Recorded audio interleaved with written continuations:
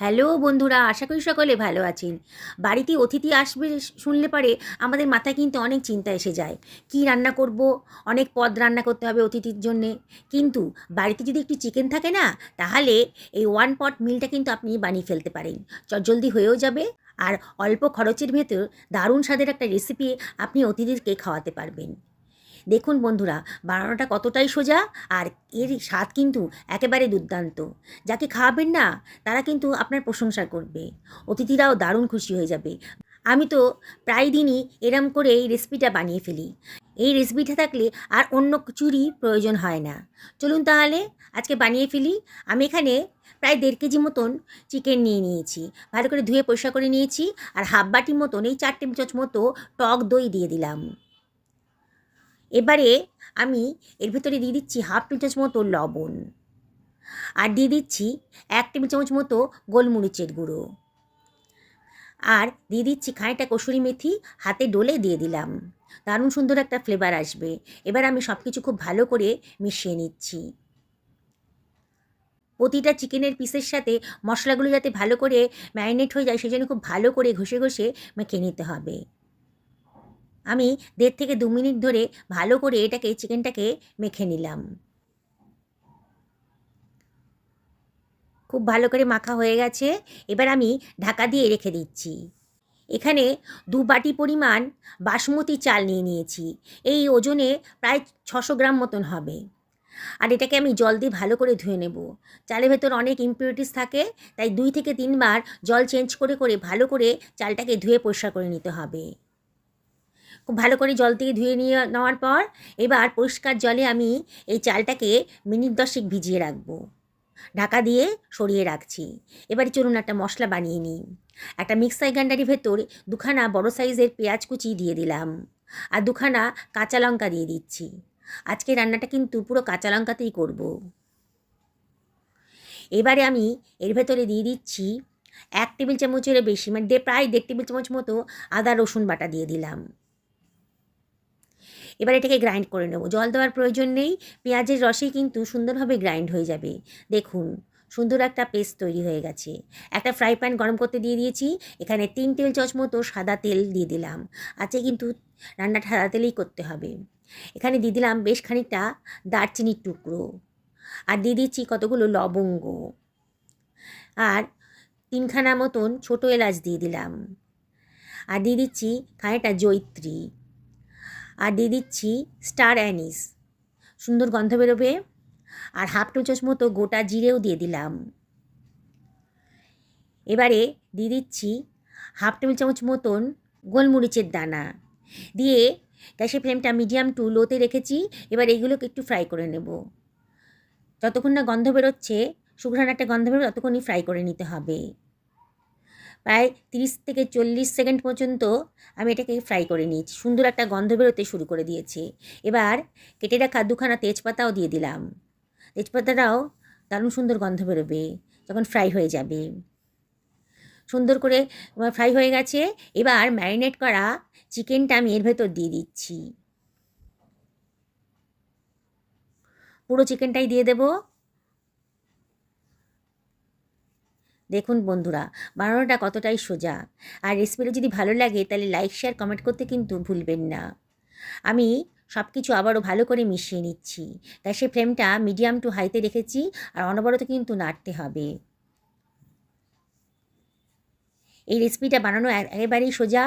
বিগিনার্সরাও একবার দেখলে পারে কিন্তু এটা বানিয়ে ফেলতে পারবেন। এতটাই সোজা। রোজ রোজ তো আর ভাত সবজি খেতে ইচ্ছা করে না, সেদিনকে এইভাবে বানিয়ে নিতে পারেন। বাড়িতে যদি চিকেন থাকে আর কোনো সমস্যাই হবে না।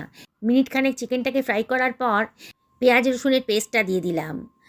আবারও সব কিছু খুব ভালো করে মিশিয়ে নিতে হবে। গ্যাসের ফ্লেমটা হাইতেই রেখেছি, আর অনবরত কিন্তু নাড়তে হবে। মশলাটাকে ভালো করে কষিয়ে নিতে হবে। দেখুন বন্ধুরা, যাতে মশলার মধ্যে থেকে কোনো কাঁচা গন্ধ না আসে। মিনিট 2 কষানোর পরেই কিন্তু চিকেনের গা থেকে অনেক জল বেরোতে শুরু করেছে। আমি কিন্তু কোনো জল দিইনি। দেখুন, অনেকটা জল বেরোতে শুরু করে দিয়েছে। এবারে আমি ধনেপাতার মোটা ডাঁটিগুলো দিয়ে দিলাম, আর দিয়ে দিচ্ছি কতগুলো চিড়ে রাখা কাঁচা লঙ্কা। এবারে আমি চালটাকে জল ঝরিয়ে এর ভেতরে দিয়ে দিচ্ছি। খুব ভালো করে জলটা ঝরিয়ে নেবেন, যেন এক্সট্রা জল না থাকে চালের মধ্যে। এবারে সব কিছু খুব ভালো করে আলতো হাতে মিশিয়ে নিতে হবে। আলতো হাতে করতে হবে, খুব ধীরে ধীরে করবেন, নাহলে কিন্তু চালগুলো ভেঙে যাবে, তখন আর দেখতে ভালো লাগবে না। দেখুন, আলতো হাতে চালের সাথে চিকেনটাকে ভালো করে মিশিয়ে নিচ্ছি। বন্ধুরা, যারা আজকে আমার চ্যানেলে প্রথম, তাদেরকে আমি রিকোয়েস্ট করবো আমার চ্যানেলটা সাবস্ক্রাইব করার জন্যে, আর পাশে থাকা বেল আইকনটা অবশ্যই ক্লিক করে দেবেন। তাহলে আমি যখন নিত্য নতুন রান্নার রেসিপি আপলোড করব, তখন সঙ্গে সঙ্গে আপনাদের কাছে নোটিফিকেশান চলে যাবে, আপনারা চটজলদি সেটা দেখতে পাবেন। দেখুন, এবার আমি দিয়ে দিচ্ছি 4 বাটি পরিমাণ দুধ আর জল। আমি 2 বাটি চাল নিয়েছিলাম, এই জন্য 4 বাটি দুধ আর জলে মিশিয়ে একটু গরম করে রেখেছিলাম। এই গরম অবস্থাতেই আমি দিয়ে দিলাম চালের মধ্যে, দিয়ে সব কিছু আবারও ভালো করে মিশিয়ে নিচ্ছি। বন্ধুরা, আশা করি আপনারা সবাই বুঝতে পেরেছেন, যে পরিমাণ চাল নিয়েছিলাম ঠিক তার ডবল পরিমাণ দুধ আর জলে মিশিয়ে দিয়েছি। এবার একটু চেক করে দেখছি, লবণটা একটু কম কম লাগছিল বলে আরও হাফ চামচ মতো লবণ এর ভেতরে দিয়ে দিলাম। আপনারা অবশ্যই চেক করে দেখবেন, যদি লবণটা কম লাগে তাহলে দিয়ে দেবেন লবণ। আর দিয়ে দিচ্ছি কেটে রাখা ধনেপাতা কুচিটা। এবারে ঢাকা দিয়ে মিনিট 10 মিডিয়াম টু হাই ফ্লেমে রান্না করে নেব। আমার ঢাকনাটার মধ্যে এয়ার পাস করা নজরুল ছিল, সেটা কাগজ দিয়ে বন্ধ করে দিলাম, যাতে পুরো ভেপারটাই ভেতরে থেকে যায়। দেখুন, মিনিট 10 বাদে ঢাকাটা খুলে দিয়েছি।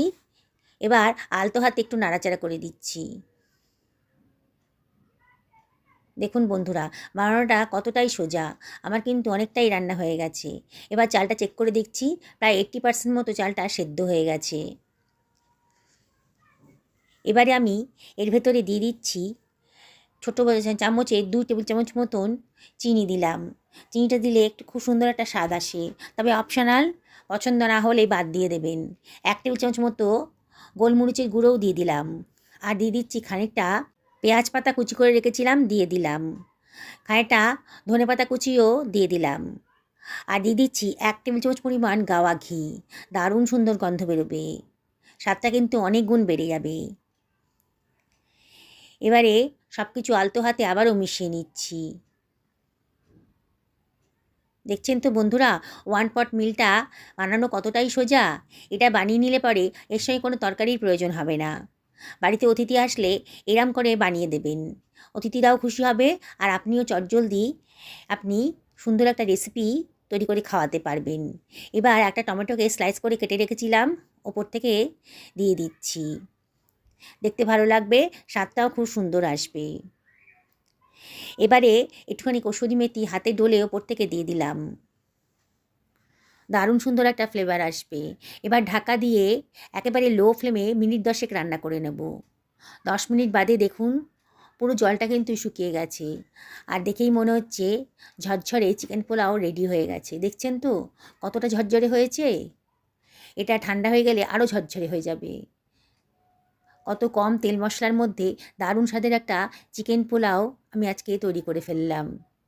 বন্ধুরা, রেসিপিটা ভালো লাগলে পরে আপনারা লাইক করবেন, কমেন্ট করবেন।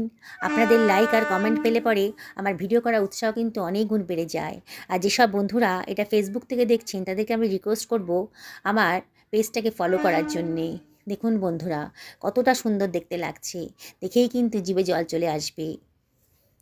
চিকেনের নানা রেসিপি তো আপনারা খেয়েছেন, একদিনকে আমার মতন করে এইভাবে বানিয়ে খান, দেখবেন বাড়িতে চিকেন এলেই মনে হবে এটাই বানিয়ে ফেলি। এটাই একেবারে সোজা প্রসেস, এত সোজা বানানোটা, বললাম না, যে দেখবে একবার সেই কিন্তু অনায়াসেই বানিয়ে ফেলতে পারবে। ওপর থেকে একটু ধনেপাতা কুচি ছিটিয়ে দিলাম, দেখুন কত সুন্দর দেখতে লাগছে। একটু কাঁচা লঙ্কাও চিড়ে রেখেছিলাম, সেটাও দিয়ে দিলাম। কি বানাতে ইচ্ছে করছে তো, তাহলে আর দেরি করবেন না, অবশ্যই একদিন বানিয়ে ফেলুন। আমাকে কমেন্ট করে জানাবেন যে আপনাদের কীরকম লাগলো। দেখুন কতটা সুন্দর দেখতে লাগছে, হোয়াইট চিকেন পোলাও। অবশ্যই বাড়িতে বানান। সকলে ভালো থাকুন এই কামনা করে ভিডিওটা শেষ করলাম।